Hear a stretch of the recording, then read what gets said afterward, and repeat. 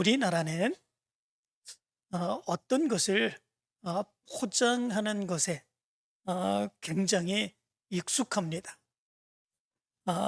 포장하는 것에 얼마나 많은 신경을 쓰는지 모릅니다. 서점에 가면 책을 한 권 사도 그 책을 포장해 달라고 그렇게 얘기를 하죠. 그렇게 해서 1년에 한 사람이 책 두 권만 사더라도 1년에 약 포장지만 400톤이나 들어간다고 그럽니다. 그런데 그 포장지 400톤은 그것을 만들기 위해서는 10년 이상 된 침료수 1300그루를 베어야 된다고 그럽니다. 그리고 그렇게 해서 들어가는 비용이 약 50억 원 정도가 된다고 그럽니다. 그렇다면 그거 하나 포장하는 거에도 이렇게 많은 비용이 들어가는 그런 모습들이 있는데, 그렇지 아니한 다른 물건들 우린 더 심각하게 많이 포장하지 않습니까? 거기에 들어가는 비용들은 얼마나 될까, 이런 생각을 해봅니다. 이루 헤아릴 수 없이 많이 들어가겠지요. 물건만 포장하는 것이 아니라 사람의 얼굴도 완전하게 포장하는 그런 모습들이 있지 않습니까? 요즘 K-뷰티가 인기입니다. K 화장품, K 성형, 전 세계적으로도 유명하여 세계의 많은 사람들이 우리나라 화장품을 사려고 그렇게 애쓰는 그런 모습들이 있지요. 우리나라에까지 와서 성형수술을 받기를 원하는 사람들 그렇게 많다고 그럽니다. 그런데 예뻐지기 위해서 그렇게 하는 거 누가 뭐라 하겠습니까? 그런데 문제는 그렇게 화장을 다 벗기고 나면 그 사람이 누구인지 알아볼 수 없을 정도 그렇게 된다는 것이지요. 성형을 하고 난 뒤에 원래의 얼굴을 찾아볼 수도 없는 그런 모습들이 있다는 것이지요. 그러면 왜 이렇게 포장하는 것, 이런 것들을 좋아할까? 많은 사람들이 왜 포장하는 것, 이런 것들을 좋아하며 서로 행하고자 하는 그런 모습들이 있을까? 무엇 때문에 그런 것이겠습니까? 그것은 겉모습을 중하게 여기기 때문에 그렇습니다.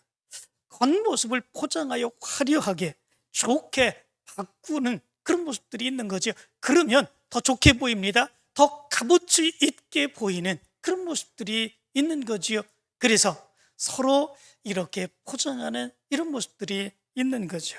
그런데 성경 말씀 가운데 보면은 하나님께서는 겉에 포장한 외적인 모습보다도 그 내면의 모습을 더 중요하게 보신다 말씀하고 있지 않습니까? 사무엘상 16장 7절, 우리가 잘 아는 말씀입니다. 내가 보는 것은 사람과 같지 아니하니 사람은 외모를 보거니와 나 여호와는 중심을 보느니라 말씀해 주고 있습니다.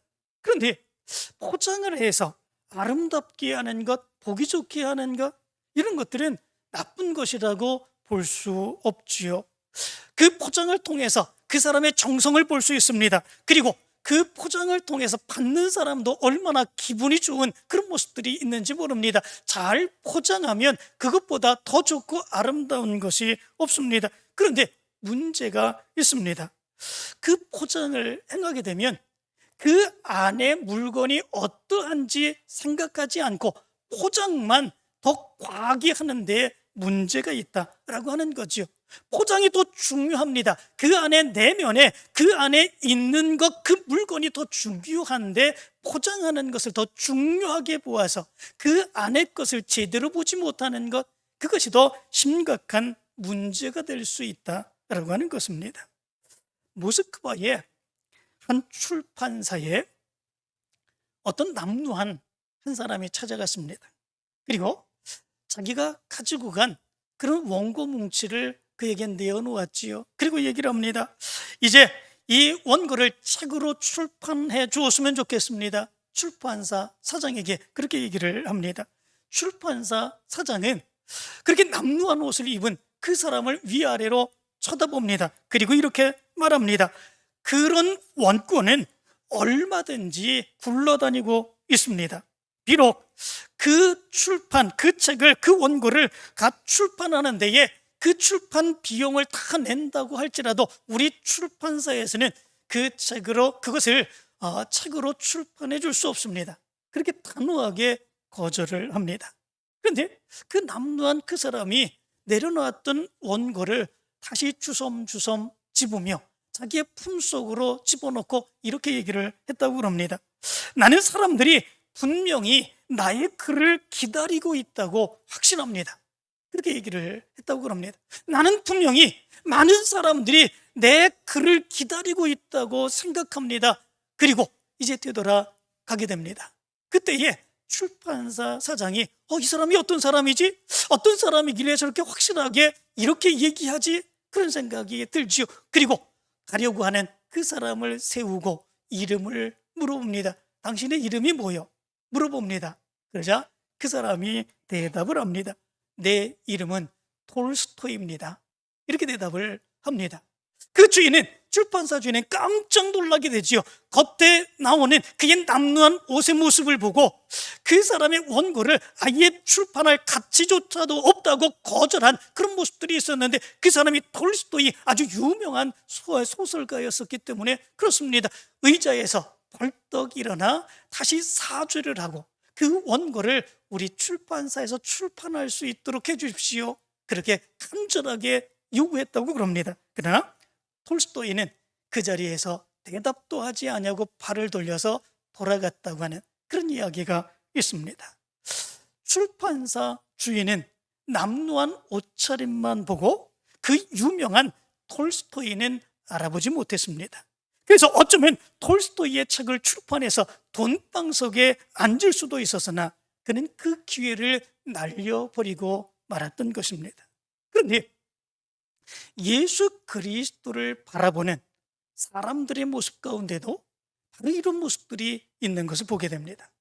성경 말씀 가운데 보면 많은 사람들이 예수 그리스도를 바라보게 될 때에 예수 그리스도를 영접하여 하나님의 아들을 영접하고 구원의 하나님의 자녀가 되고 하나님의 은혜의 감격 가운데에 하나님을 섬겨가는 이런 모습들이 있을 수 있는 기회가 있었으나, 그러나 외적인 그 모습만, 겉모습만 바라봄으로 인하여 그 기회를 내버리는 이런 모습들이 있게 된 것을 보게 됩니다. 오늘은 종려주일입니다. 예수님께서 나귀 새끼를 타시고 예루살렘에 입성하신 것을 기념하는 주일이죠.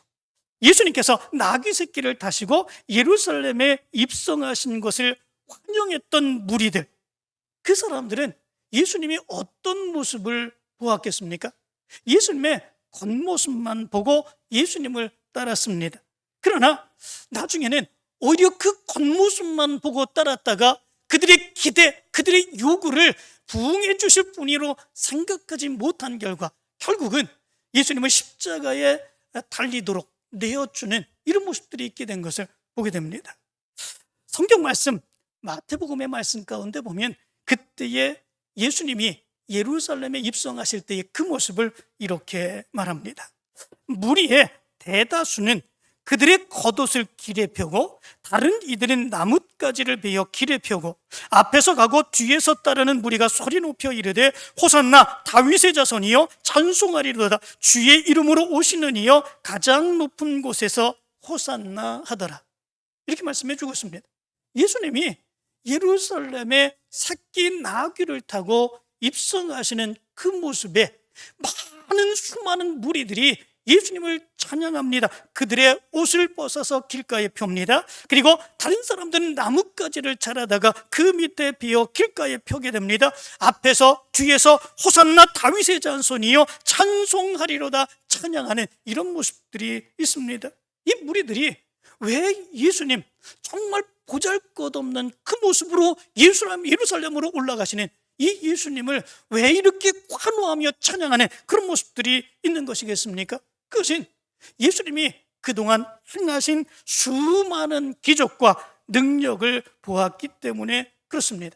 예수님의 모습에서 그들이 원하는 모습을 보고 그들의 기대를 충족시킬 수 있다고 하는 그런 생각 때문에 예수님을 환호하는 이런 모습들이 있었던 거지요.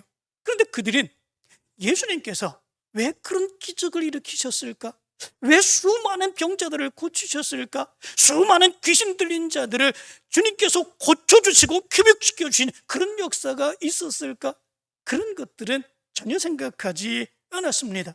예수님께서 그렇게 행하신 이유가 무엇이었겠습니까? 예수님께서 그렇게 행하신 일들을 보면서 하나님께서는 그 죄 많은 사람들이 하나님께로 나오고, 그리고 저들의 죄를 고백하고 용서받은 하나님의 자녀가 되기를 간절히 원하셨기 때문에 그렇습니다. 그것은 단지 표적일 뿐이지요, 하나님이 역사해 주시기를 원하는 온전한 모습은 아닙니다. 그렇지만 그 당시에 많은 무리들은 그 표적만을 구하는 그런 모습들이 있었던 것을 보게 됩니다. 결국 그 겉모습, 표적만을 바라보며 환호하고 예수님을 따랐던 그 사람들, 예수님이 어려움을 당하게 되고 십자가의 처형을 당하게 되는 그런 상황 가운데 놓이게 되자 예수님을 아낌없이 내어버리는 이런 모습들이 있게 되죠.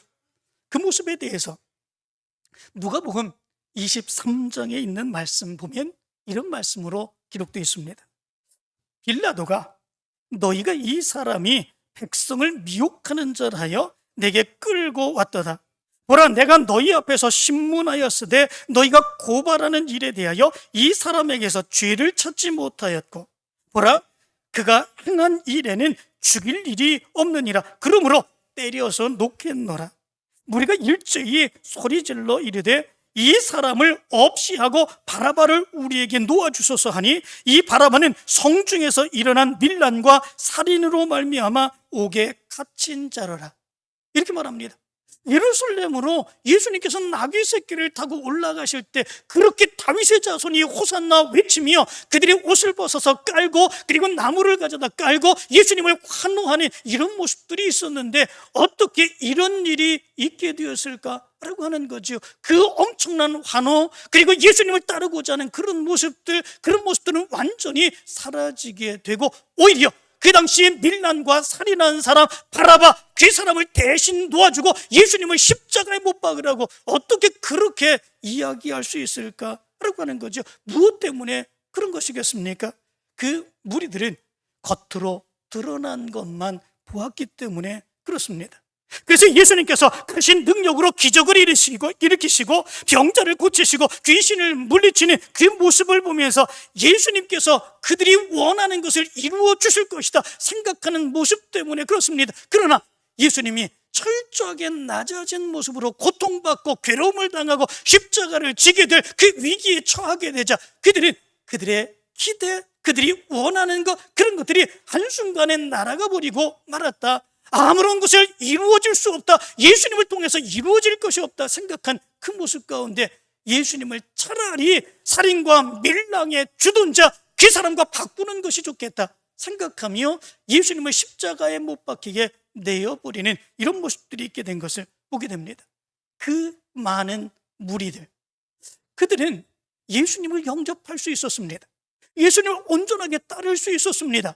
예수님을 바라며 예수님의 그 큰 은혜 가운데, 하나님의 축복 가운데 살아갈 수 있었습니다. 그렇지만 그들이 본 것은 겉모습뿐이었습니다. 그래서 겉모습이 좋지 아니하게 보이자 오히려 그들의 축복은 날아가 버리고 져버리게 되는 이런 모습들이 있게 되었던 것입니다. 뿐만 아니라 예수 그리스도를 십자가에 못 박는 데에 가장 가까이서 예수님 처형하는 그 모습을 친히 집도했던 그 병사들도 마찬가지의 모습입니다. 이들은 예수님을 십자가에 못 박았습니다. 그 고통 가운데 피 흘려 죽으시는 예수 그리스도, 그럼에도 불구하고 하나님만 바라보며 하나님의 뜻을 이루기를 간절히 원하셨던 예수 그리스도, 그러나 이 군병들은 예수 그리스도를 십자가에 처형하는 그 모습 가운데서도 예수 그리스도의 하나님의 뜻을 이루는 그 모습을 바라보지 못합니다. 그들이 바라본 것, 그것은 무엇입니까?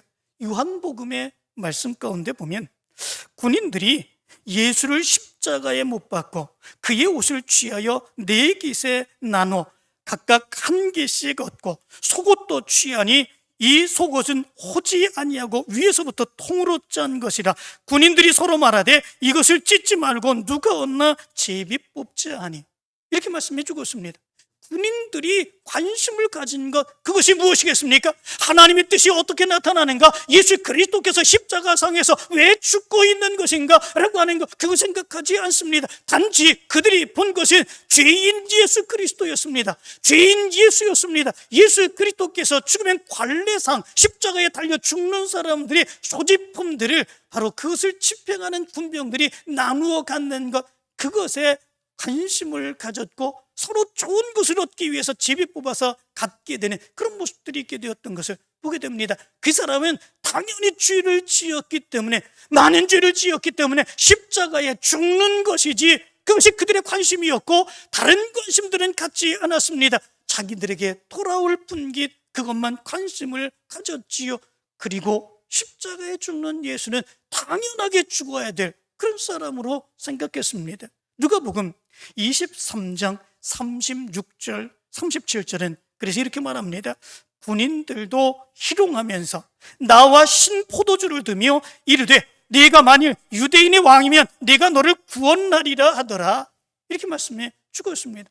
오히려 예수님의 십자가상에서의 죽음 그 모습을 보면서 안타까워하고 괴로워하지 않습니다. 오히려 비난하고 조롱하고 희롱하는 그런 모습으로 예수님을 바라보게 되는 이런 모습들이 있는 것을 보게 됩니다.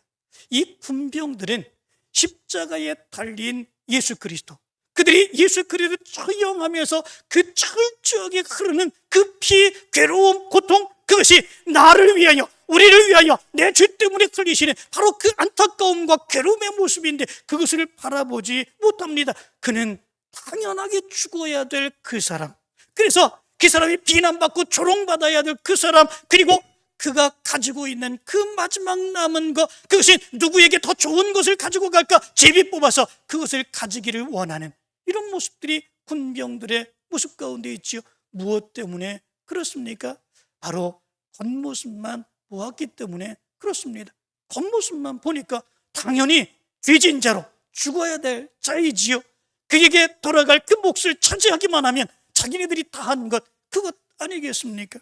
그런데 오늘 성경 말씀 가운데 보면 예수 그리스도를 처형하는 가운데 이 군병들만 있는 것이 아니라 또 다른 한 사람이 있는 것을 발견할 수 있게 됩니다. 그 사람이 누구냐면 백부장입니다. 이 백부장은 그런데 군병들과 같은 그런 모습으로 보지 아니했던 것을 보게 됩니다. 오히려 예수 그리스도에서 십자가에서의 죽음을 보면서 이 백부장은 그 된 일을 보고 하나님께 영광을 돌려 이르되 이 사람은 정령 의인이었도다, 이렇게 고백하고 있는 것을 보게 됩니다. 백부장이 어떻게 십자가에 죽으시는, 그 고통을 당하시며 죽으시는 예수 그리스도를 바라보며 이 사람은 정령 의인이었도다, 이렇게 고백할 수 있었을까? 오늘 성경 말씀 가운데 보면 그 된 일을 보고 하나님께 영광을 돌려 이르되, 이렇게 말씀해 주고 있습니다. 이 백부장은 단지 십자가에 죽은 예수 그리스도, 그분만 보지 않았다라고 하는 거죠. 죄를 짓고 십자가에 죽으시는 그분, 그 고통받으시는 그 사람, 그것만 바라보지 아니했다라고 하는 거죠. 그 된 일을 보고 하나님께 영광을 돌리고 이 사람은 정령 의인이었더라, 이렇게 고백했다라고 하는 것이죠. 그 된 일, 그러면 그 된 일이라고 하는 것이 과연 어떤 것이겠습니까? 누가복음 23장 44절부터 46절까지의 말씀은 그 된 일에 대해서 이렇게 말씀해 주고 있습니다. 때가 제6시쯤 되어 해가 빛을 잃고 온 땅에 어둠이 임하여 제9시까지 계속하며 성소의 휘장이 한가운데 찢어지더라. 예수께서 큰 소리로 불러 이르시되 아버지, 내 영혼을 아버지 손에 부탁하나이다 하고 이 말씀을 하신 후 숨지시니라, 이렇게 말씀해 주고 있습니다. 백부장은 그 된 일을 보았습니다. 그것이 무엇이었겠습니까? 44절의 말씀 가운데 보면 이렇게 말하지요. 때가 6시쯤 되어 해가 빛을 잃고 온 땅에 어둠이 임하여 제9시까지 계속하며, 마가복음 15장 25절의 말씀 가운데 보면 예수님께서 십자가에 못 박히신 그때가 때가 제3시가 되어 십자가에 못 박으니라. 제3시에 예수님께서 십자가에 못 박히셨다, 이렇게 말씀해 주고 있습니다. 제3시라고 그러면 오전 9시를 의미해 주고 있습니다. 오전 9시에 예수님께서 십자가에 못 박히셨습니다. 그리고 제6시쯤 되어 해가 빛을 잃고 온 땅에 어둠이 임하여 제9시까지 계속되었다 말씀해 주고 있습니다. 제6시라고 그러면 몇 시겠습니까? 정오 12시입니다. 12시부터 오후 3시까지 해가 빛을 잃고 온 땅이 캄캄한 어둠이 가득하게 되었다라고 하는 거죠. 그럴 수도 있겠지 생각할 수 있습니다. 그런 경우들이 나타날 수도 있겠지, 기상의 이변으로 그런 일이 일어날 수도 있겠지 생각할 수도 있습니다. 그렇지만 이 백부장은 그 된 일을 보면서 그냥 우연적으로 일어난 일, 자연적으로 일어난 그런 일, 그냥 어두컴컴하게 되어진 일, 그런 일로 보지 아니했다라고 하는 거죠. 그 일 속에서 백부장이 본 것은 무엇이겠습니까? 하나님의 슬픔과 하나님의 괴로움입니다.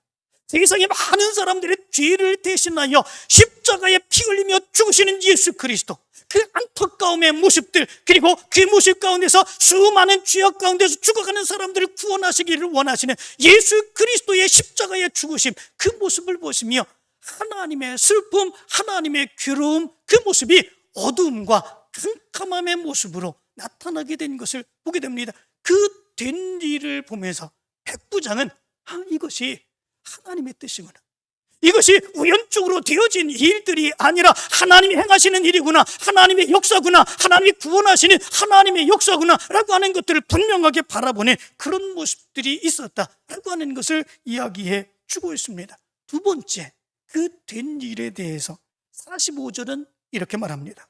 성소의 휘장이 한가운데가 찢어지더라, 이렇게 말씀해 주고 있습니다. 성소의 휘장이 한가운데가 찢어졌습니다. 지성소와 성소를 나누는 그런 휘장, 이 휘장을 중심으로 해서 이제 지성소에는 아무나 들어갈 수 없습니다. 성소에는 제사장들이 들어갈 수 있죠. 그러나 지성소에는 이 제사장들이 들어갈 수 없습니다. 1년에 한 번 대속죄일에 대제사장만 짐승의 피를 가지고 이스라엘 백성들의 죄를 용서받기 위하여 그 지성소 안에 들어가 법궤 위 시온소에 짐승의 피를 뿌려서 이스라엘 백성들의 죄를 사해달라고 하나님 앞에 간구하는 그런 모습들이 있습니다.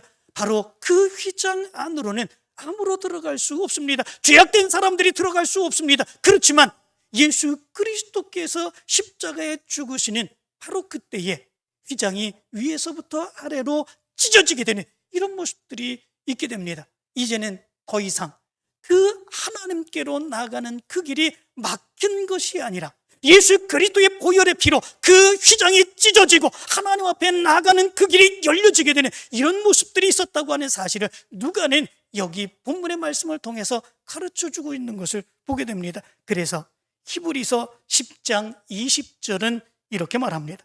그 길은 우리를 위하여 휘장 가운데로 열어놓으신 새로운 살 길이요, 휘장은 곧 그의 육체니라, 이렇게 말씀해 주고 있습니다. 예수님께서 대신 그 육체를 십자가에 못 박히시며 피 흘리시며 찢으시며 바로 그 길을 열어주시는 그런 놀라운 역사가 있었다라고 하는 거죠. 물론 백부장은 이 사실을 골고다 바로 그곳에서 예수님을 처형했기에 그것은 보지 못했습니다. 그러나 그것을 체험했던 누가는 바로 이런 일을 기억하며 십자가에서 행하신 하나님의 놀라운 능력의 역사가 그것임을 말씀해 주고 있는 것을 보게 됩니다. 세 번째, 십자가상에서 예수 그리스도의 말씀을 보면서 이 백부장은 그의 심령의 모습이 완전하게 변화되는 이런 역사가 있게 됩니다. 46절의 말씀 가운데 보면 이렇게 말합니다. 예수께서 큰 소리로 불러 이르시되 아버지, 내 영혼을 아버지 손에 부탁하나이다 하고 이 말씀을 하신 후 숨지시니라, 이렇게 말씀해 주고 있습니다. 예수님께서 십자가상에서 하신 마지막 말씀, 그 말씀이 내 영혼을 아버지 손에 부탁하나이다 라고 하는 말씀이었습니다.